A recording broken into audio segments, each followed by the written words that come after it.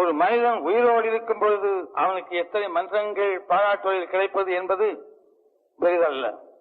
அவன் மறைந்த பிறகு என்னையே நான் எடுத்துக் கொள்கின்றேன். என் மறைவுக்கு பிறகு எத்தனை மன்றங்கள், எத்தனை மக்கள் என்னை நினைக்கின்றார்கள் என்பதை பொறுத்துத்தான் நான் வாழ்ந்ததற்கு ஏதாவது நியாயமான காரணம் இருந்திருக்கிறது என்று நினைப்பதற்கு அது